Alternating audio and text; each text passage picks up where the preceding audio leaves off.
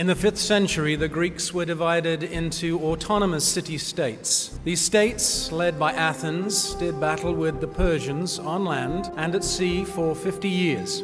But as the Persian wars drew to a close, the victor was Greece. While the Persians drove their enslaved soldiers to combat at the end of whips and prods, the Greeks fought for their land and freedom on their own accord. They relied on each other, their fellow man, and their belief in excellence in all things as a virtue. It was here, in a town called Athens, that democracy was born more than 25 centuries ago. Inherent in this new system of governance were virtues forged on the battlefield. Democracy was birthed from the idea that every man should have a stake in his own governance. Equally important to this idea was the belief that while all men have great potential, all potential must be refined. This crucial sentiment is captured best in the Greek virtue of arete. Put simply, arete entails excellence in all things, and to Greeks, arete represented the highest way of living. To practice arete was to strive to achieve your highest human potential, to be the best soldier, scholar, politician, or craftsman you could possibly be. Arete was truly the beating heart of ancient Greece, and ensuring that Greeks continued to demonstrate arete was vital to the continuation of the golden age of Athenian democracy. Practicing the virtue of arete began at youth with education of the mind and body. Having a physically fit body was always extremely important. Rigorous training in the gymnasium was seen as necessary for improving one's appearance, preparation for war, and good health at an old age. It was in Athens that secondary education of the intellect became prominent. Athenians believed that while physical strength was important, it would diminish over time, and that education should be used to develop the whole man, including his intellectual mind. Sound mind and body, incontrovertible features of a highly effective person.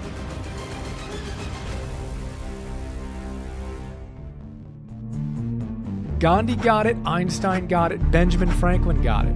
Bono gets it, the Dalai Lama gets it, Oprah gets it, and the Greeks definitely got it. A word that literally means virtue or excellence, but has a deeper meaning, something closer to living at your highest potential, moment to moment to moment. Live at your highest potential. Not in the mood? Fine. Then live with regret, anxiety, and disillusionment. Your call. When do we feel most alive? When we're being ourselves, our highest self. You want happiness? Think arete. Live, love, smile, hug, laugh, dream, do, create. Have fun. Be intense. Be audacious. Be unreasonable. Act impeccably. Breathe. Be you. Be different. Be patient. What we can be, we must be. Period. There's no getting around that one. This isn't a dress rehearsal. Wake up. Quit numbing yourself. The pain's not going away. Not until you think arete. Yes, have high standards. Yes, have high ideals. Absolutely. Have high visions, big dreams for yourself. Go for the goal. Why not? There's nothing wrong with that. But understand that it's not going to be perfect or ever have any sense of perfection along the way. To know that it's going to be a sloppy, big, ugly mess. To anticipate the struggle, to anticipate the hardship, to anticipate the learning allows you to decouple from the negative emotions associated with, quote-unquote, disappointment. The ultimate currency, happiness. You can call that by a number of different names: well-being, contentment, peace, purpose of life, is to achieve a higher level of happiness. That's why we do anything. You go after any of these kind of things that you think are going to make you a lot of money, make you famous, or make you hot. Even if you deepen your relationships, or you grow as a human being, or you make contributions, why do you do them? You did them because you want to be happier.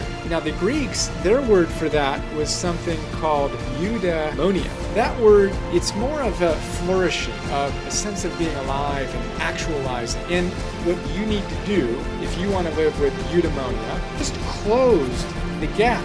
You just close the space where regret and anxiety and disillusionment and the exhaust live.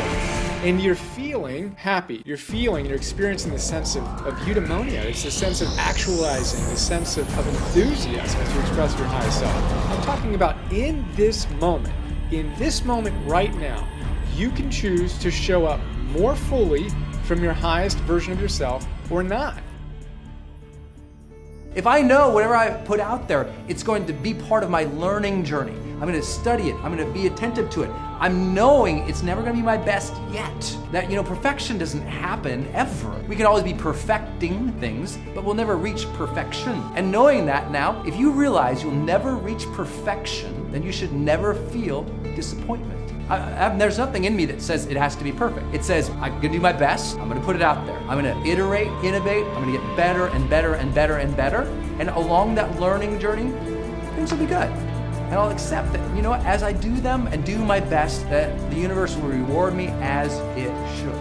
Sometimes, even if we're not perfect, if we don't have it all together, but we just believe and we struggle through and we will ourselves forward every single day, not only do we survive, we thrive when others don't. Not only do we thrive, but we start to feel something better. We start to grow. We start to have something more magnificent in our lives than we ever imagined. I never imagined that I would be here today. But I can tell you one thing, I never didn't believe it.